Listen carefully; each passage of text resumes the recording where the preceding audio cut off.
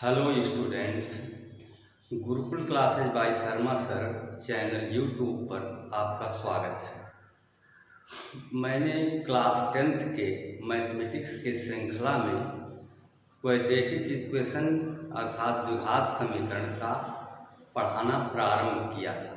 एक video upload किया गया है जिसमें क्वाड्रेटिक इक्वेशन से रिलेटेड प्रारंभिक बातें और गुणनखंड द्वारा क्वाड्रेटिक इक्वेशन को सॉल्व करने का तरीका बताया गया है।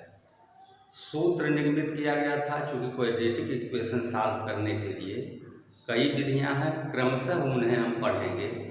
तो क्वाड्रेटिक इक्वेशन को सॉल्व करने के लिए सूत्र जो प्राप्त किया गया था उसके बारे में व्यापक रूप से भिन्न भिन्न परिणाम जो मिल रहे हैं उनको पहले देखेंगे ताकि हम क्वेश्चंस सॉल्व कर सकें। देखिए, पिछले वीडियो में हमने ज्ञात किया था कि द्विघात समीकरण ax square plus bx plus c equal to 0 को हल करने के लिए सूत्र की स्थापना की गई थी derivation x equal to minus B plus minus root B square minus 4ac by 2a।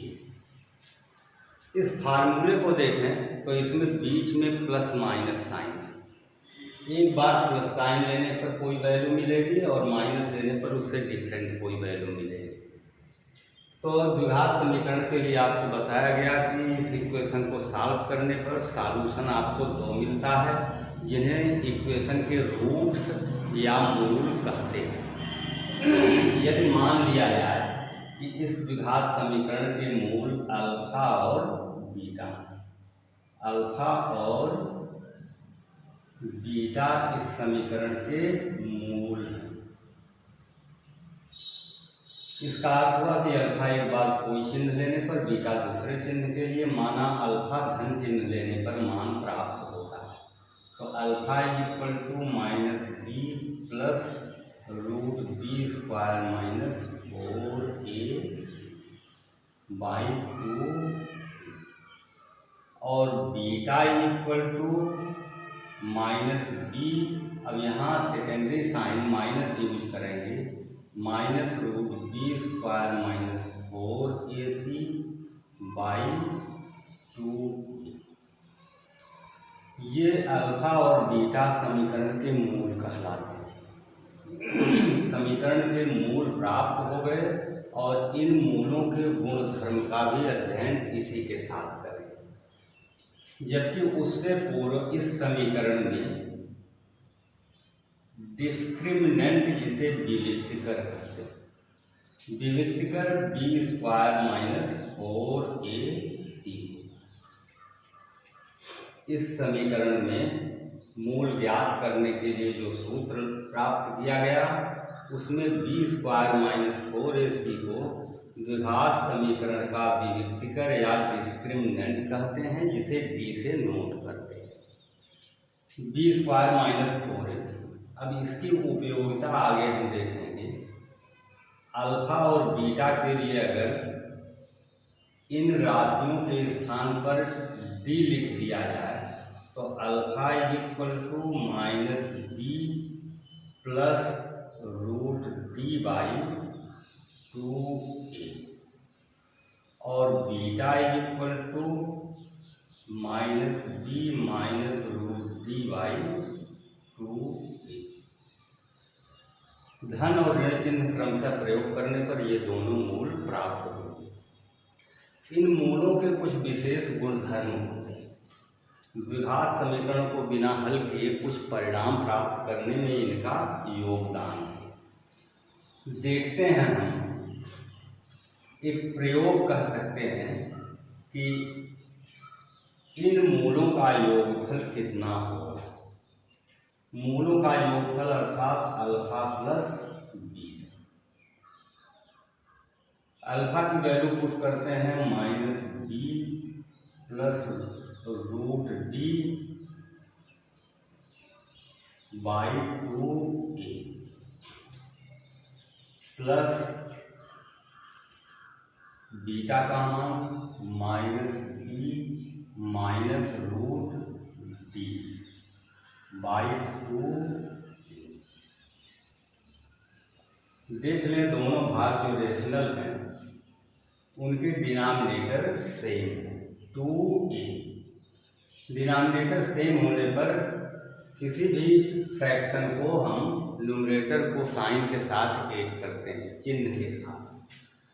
Minus B plus root D minus b minus root D by 2 is equal to minus root D plus root D cancel हो गए, 2 time minus b minus 2b by 2। ये दोनों ही minus में जोड़ करके minus 2b हो गए, उसके by 2b 2a। Alpha plus beta is equal to finally minus b by. समीकरण लिखा गया था द्विघात समीकरण standard form ax square plus bx plus c equal to 0। इसमें a b c सभी क्वेश्चन में दिए हुए भाग को देख करके आप पहचान कर नोट कर सकते हैं। आंकिक प्रश्नों को हल करने के लिए a b और c को सबसे पहले नोट कर लिया है और मूलों का योगफल निकालना है, तो सूत्र प्राप्त हुआ माइनस बी बाई ए। देखिए मैथमेटिक्स या फिजिक्स में हम आपको बता देना चाहते हैं कि यदि आपको फार्मूला याद है तो आप ज़्यादा से ज़्यादा क्वेश्चन कर सकते हैं, लेकिन फार्मूले का डिराइवेशन अगर आपको पता है तो आप समझिए कि 25% एक्स्ट्रा क्वेश्चन सॉल्व कर सकते हैं, क्योंकि आप उस चीज़ को लेकर के आपका माइंड डेवलप हो चुका होता है अगर डिराइवेशन आपने किया है। अब इसमें b और a को देखें तो क्या है, bx का कोफिशिएंट, तो minus coefficient of x by coefficient of x square, मतलब कहेंगे ऋण x का गुणांक, x का गुणांक बटा x स्क्वायर का गुणांक। तो अब इस बात को हम फाइनल कर लें। द्विघात समीकरण के मूल यदि अल्फा और बीटा है तो अल्फा प्लस बीटा अर्थात मूलों का योगफल माइनस बी बाई ए होता है, इस इक्वेशन में पहचानिए। और वर्ड एक्सप्लेन किया गया कि minus coefficient of x by coefficient of x square का मतलब ऋण x का गुणांक बटा x स्क्वायर का गुणांक। ये द्विघात समीकरण के मूलों के योग के लिए, जबकि उपयोग बार बार होगा तो d क्या है ये आप जानते रहिएगा, b स्क्वायर माइनस 4ac। अब मूलों का गुणनफल किया जाए। मूलों के गुणनफल के लिए स्पेस बाईं तरफ देखते हुए हम करते हैं। अल्फा इंटू बीटा, अल्फा और बीटा का प्रोडक्ट। अल्फा की वैल्यू लिखी गई थी minus B plus root D by 2a और बीटा की minus b minus root D by 2। Alpha और बीटा जोड़े गए, ये क्रमशः अल्फा और बीटा के मान है जो पहले लिखा गया था। तो इन दोनों के लिए देखिए हम फार्मूला यूज करेंगे, तो ये हो गया minus B plus root D by 2a और दूसरा भाग है minus b minus root D by 2a। छोटा ब्रैकेट प्रयोग कर सकते हैं।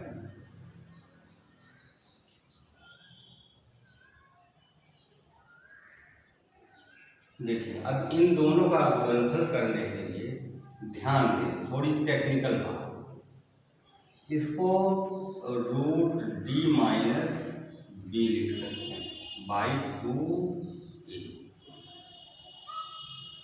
दूसरे भाग में से हम ऋणात्मक चिन्ह यदि कॉमन ले लें तो b और रूट डी दोनों धनात्मक हो जाएंगे। रूट डी भी धनात्मक और b भी धनात्मक बाई 2a। अब इन दोनों का गुणा करते हैं। प्रोडक्ट होने पर एक प्लस में है और एक टोटल माइनस में है, तो माइनस साइन पहले a minus b a plus b. इसको आप करते हैं तो क्या होता है ए स्क्वायर माइनस बी। उसी तरह से रूट डी माइनस बी और रूट डी प्लस बी, ए माइनस बी और ए प्लस बी जैसा है। तो रूट डी का स्क्वायर क्या हुआ डी, और बी का square D minus b by 4a square. अब चूंकि डी ए बी और सी के पदों में है इसलिए डी का मान लिख दिया जाए, तो माइनस डी का मान आपको बताया गया b square minus 4a minus b square by 4a square. B square cancel हो गया, माइनस 4ac बचता है, ब्रैकेट के बाहर माइनस साइन है, मल्टीप्लाई करते हैं 4ac by 4a square. 4 cancel, 1 time a cancel, c by. मूलों का गुणनफल क्या हुआ अल्फा इंटू बीटा निकालते हुए अंत में हम प्राप्त किए सी बाई ए को आप पहचानेंगे। फिर उसी इक्वेशन में a x square plus b x plus c equal to 0।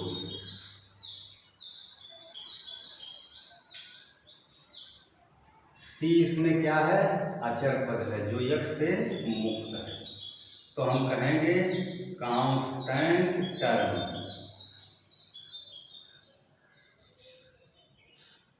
By ए का मतलब coefficient of x square, coefficient of x square. Constant term माने अचर बटे एक्स स्क्वायर का गुणांक। अब द्विघात समीकरण के मूलों के लिए अल्फा और बीटा अर्थात उसके जो मूल हैं वो आपको योगफल और गुणनफल के रूप में प्राप्त हुए एक परिणाम, इनकी आगे उपयोगिता है इसलिए इनका जानना जरूरी था। अब आपको सूत्र द्वारा द्विघात समीकरण हल करना पहले बता दें, तब उसके बाद समीकरण के मूलों की प्रकृति के बारे में जानें।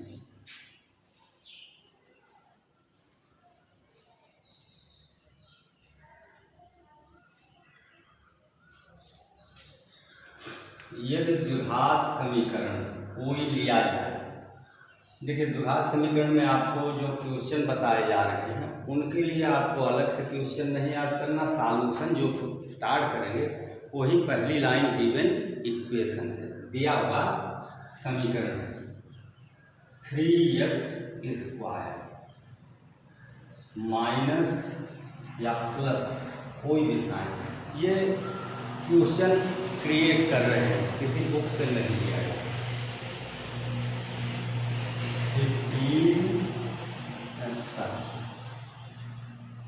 8x plus 5 is equal to 0। यह क्वाड्रेटिक इक्वेशन हुआ 3x square plus 8x plus 5 is equal to 0। अब ax square plus bx plus c equal to 0 से कंपेयर करते हैं तो a is equal to 3, b is equal to 8, c is equal to 5। अब सूत्र आपका क्या है, x इज इक्वल टू जो प्राप्त किया गया था minus B plus minus root B square minus 4ac by 2। इस सूत्र से लिखने का आदर्श तरीका, हर नई लाइन में इक्वेशन के लिए आपको हमने पहले भी बराबर बताया है कि इंग्लिश मीडियम के लिए आर या इम्प्लाइड है, हिंदी मीडियम के लिए या इम्प्लाइड है। तो implies that her new line में पहली लाइन में चूंकि सूत्र लिखा गया है इसलिए आपको इसका प्रयोग नहीं करना। अब b की वैल्यू पुट करते हैं माइनस साइन के साथ 8 plus minus root B square means 8 square minus 4 a equal to 3 and c equal to 5 by 2 into 3 implies that x is equal minus 8 plus minus 8 square हो गया 64 minus 4 3 5 का multiplication 60 by 6। देखिए इनका multiplication किया गया 5 into 3 into 4 61 minus 8 plus minus subtract कर रहे हैं root 4 64 minus 16 by 6 implies that x is equal to minus 8 plus minus 4 का स्क्वायर रूट बाई 6। अब देखिए हिंदी मीडियम के स्टूडेंट्स लिखेंगे धन चिन्ह लेने पर, इंग्लिश मीडियम के स्टूडेंट्स टेकिंग पॉजिटिव साइन। चलिए taking positive sign x is equal minus 8 always minus ये रहेगा, प्लस साइन लिया तो 2 बाई 6 2 माइनस 8 माइनस 6 बाई 6 आपको मिल गया 6 6 कैंसिल हो गए माइनस 1। फिर टेकिंग नेगेटिव साइन ऋण चिन्ह लेने पर, देखिए मैथमेटिक्स में हिंदी मीडियम और इंग्लिश मीडियम में कोई बड़ा डिफरेंस नहीं होता, वर्ड्स इंग्लिश के ही ज़्यादातर यूज होते हैं, हिंदी मीडियम में भी थोड़ा कहीं कहीं स्टेटमेंट में इंग्लिश मीडियम में इंग्लिश में लिखना होता है। अब इसमें माइनस साइन हमने लिया तो minus 8 minus 2 by minus 10 by 6। ऊपर से देखते हैं माइनस 10 बाई 6 का मतलब 2 से डिवाइड कर दें माइनस 5 बाई 3। इसका अर्थ है कि इस समीकरण को हल करने पर इसके मूल फाइनली क्या प्राप्त हुए, -1 एंड -5 बाई 3। गुणनखंड विधि से इसका हल करना आपको बताया गया था, उस विधि से भी अगर निकालते हैं तो x का यही मान प्राप्त होगा। सूत्र की महत्ता इसलिए है कि किसी प्रश्न में यदि गुणनखंड करने की स्थिति नहीं है, आप नहीं कर पा रहे हैं, टेक्निकल है, जटिल है, तो आप सूत्र का प्रयोग कर देंगे। सूत्र एक ऐसा अस्त्र है, इससे किसी भी तरह के प्रश्नों को आप हल कर सकते हैं। सूत्र के प्रयोग में एक बार पुनः हम रिपीट कर देना चाहेंगे, मुश्किल से 1 मिनट लगेगा और आपको जहाँ पर डाउट है वो क्लियर हो जाएगा। सबसे पहले इक्वेशन में ए, बी और सी को चूज किया, स्टैंडर्ड इक्वेशन से कंपेयर किया। फिर x के लिए फार्मूला नोट किया, ए बी सी की वैल्यू पुट की, -8 प्लस -8 का स्क्वायर 64 माइनस इनका प्रोडक्ट 60, सब्ट्रैक्ट करने पर 4 का स्क्वायर रूट 2 हो गया। Finally x equal to -8 plus -2/6। अब हम एक बार पॉजिटिव साइन लेते हैं तो -8 plus 2/6, 2 - 8 -6/6 means -1। Taking negative sign, ऋण चिन्ह जब लेते हैं तो -8 - 2/6, -8 - 2 -10 हो गया, -10/6 मीन्स -5/3। अब इस इक्वेशन के रूट्स हुए -1 एंड -5/3। एप्लीकेशन सरल है, कोई बड़ी चीज नहीं है, लेकिन समझने के लिए आपको अपने ब्रेन का यूज तो करना है। एक और इक्वेशन लेकर के एप्लीकेशन, ये बताने का मतलब कि हम आपका कोर्स नहीं सॉल्व करा रहे हैं। आपके बुक्स में बहुत से क्वेश्चन दिए हुए हैं, तो वो सारे क्वेश्चन हम नहीं लगा रहे हैं। अलग अलग स्टूडेंट्स अलग अलग राइटर की बुक्स पढ़ते हैं। हम आपको केवल एप्लीकेशन किस तरह होता है, किस तरह आप लगा सकते हैं। अब इसमें सिंपल कैलकुलेशन था, कुछ क्वेश्चन ऐसे भी हो सकते हैं जिसमें थोड़ा ज़्यादा टेक्निकल हो, तो कैलकुलेट करने की पोजीशन आपकी इस तरह होनी चाहिए कि आप बड़े बड़े नंबर हों या अलजेब्रिक टर्म्स हों तो उन्हें कैलकुलेट करके पूरे एप्लीकेशन में लगा सकें। अभी एक और सिंपल इक्वेशन देखते हैं, जिनको डाउट होगा क्लियर हो जाएगा। x² minus 30x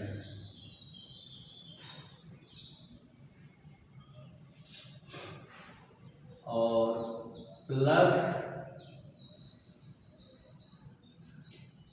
125 is equal to 0।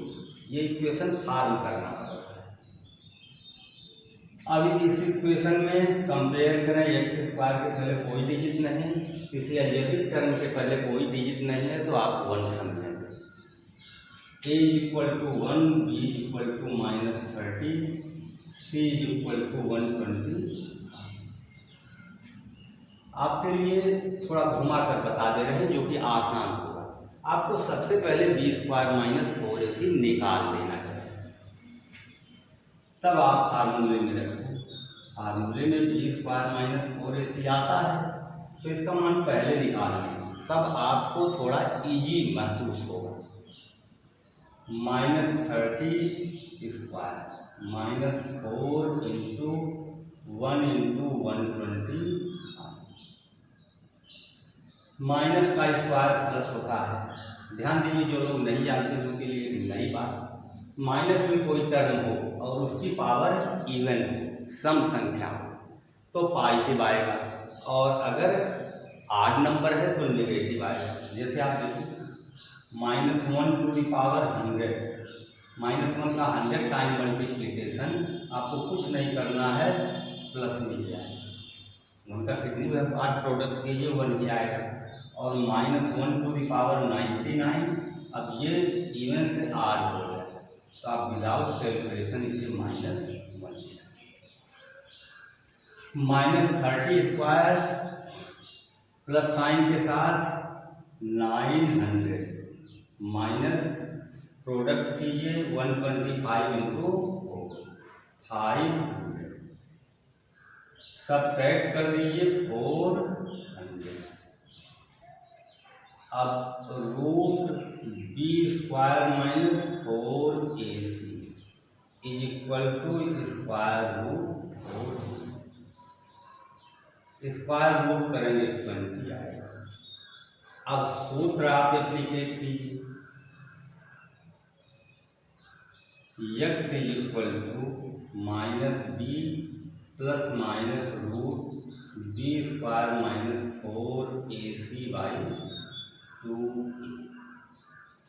अब आपको यहाँ थोड़ा सा मानसिक रूप से संतुष्टि मिलेगी कि आपको यहाँ कैलकुलेट ज़्यादा नहीं करना है। माइनस साइन और माइनस 30 बी की वैल्यू, तो माइनस माइनस प्लस 30, यहाँ का प्लस होता तो माइनस माइनस ये है और माइनस साइन लगाना है तो प्लस हो गया, plus minus root B square minus 4ac की वैल्यू 20 हमने फाइंड कर लिया पहले, बाई 2 इंटू ए आपका होगा 2 इंटू। अब यहाँ से कह सकते हैं धन चिन्ह लेने पर, जिसको कहा गया था टेकिंग पॉजिटिव साइन, 30 प्लस 20 बाई 50 हुआ, 50 बाई 2 मीन्स 25। ऋण चिन्ह लेने पर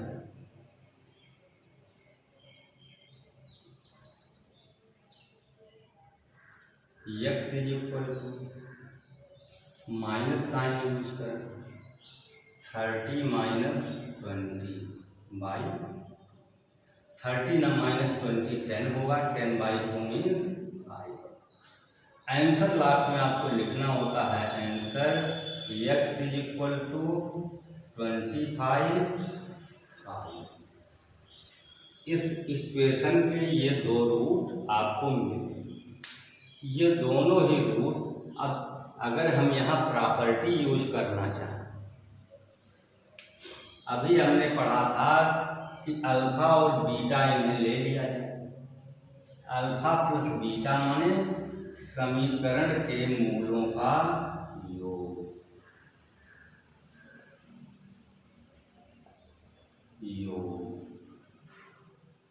समीकरण के मूलों का योग क्या है, 25 प्लस 5 इज इक्वल टू 30।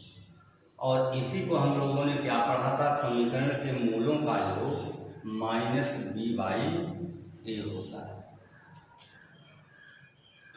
तो माइनस बी बाई ए याद करें तो क्या होना चाहिए, माइनस माइनस प्लस 30 बाई 30 हो। और मूलों का गुणनफल हम लोगों ने क्या निकाला था,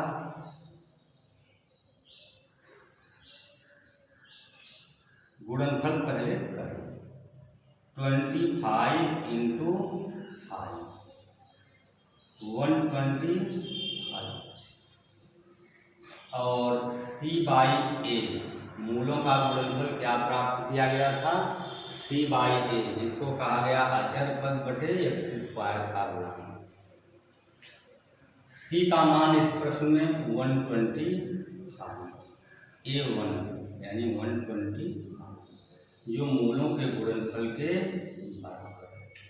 तो इसको कहेंगे यह एक तरह से वेरीफाई हो रहा है कि समीकरण के मूल आपको ज्ञात हो गए, तो उनके योग, सम और प्रोडक्ट, योग और गुणनफल के जो रूल्स हैं उनके अनुसार ये फॉलो करते हैं। अब आपको बताया गया कि द्विघात समीकरण के मूल क्या होते हैं, और सूत्र में बी स्क्वायर माइनस 4ac को विविक्तिकर कहते हैं, जो d होता है। समीकरण के मूल ज्ञात करने के लिए एक बार धन चिन्ह एक बार ऋण चिन्ह सूत्र में प्रयोग होगा और दो मान प्राप्त होंगे। जबकि एक एक्सपेरिमेंट किया गया कि मूलों का योग और मूलों का गुणनफल, तो मूलों का योग होता है माइनस बी बाई ए, यानी ऋण x का गुणांक बटे x स्क्वायर का गुणांक, और मूलों का गुणनफल c बाई ए होता है, जिसका अर्थ हुआ अचर पद बटे x स्क्वायर का गुणांक। और वेरिफिकेशन आप कर सकते हैं आवश्यकता होने पर। अब सूत्र का प्रयोग करके द्विघात समीकरण हल करना और मूलों का योग और मूलों का गुणनफल, इसके लिए वेरिफिकेशन सिस्टम, ये आपको बताया गया। अब आगे हम आपको बताएंगे कि बिना समीकरण को हल किए हुए द्विघात समीकरण के मूलों की प्रकृति क्या होती है यह ज्ञात करना। यह आपको अगले वीडियो में मिलेगा।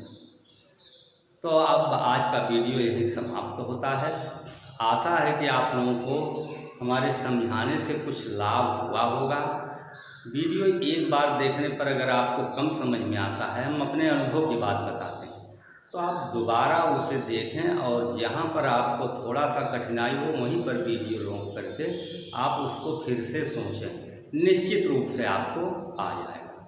अब अगले वीडियो में मूलों की प्रकृति के बारे में बताएंगे।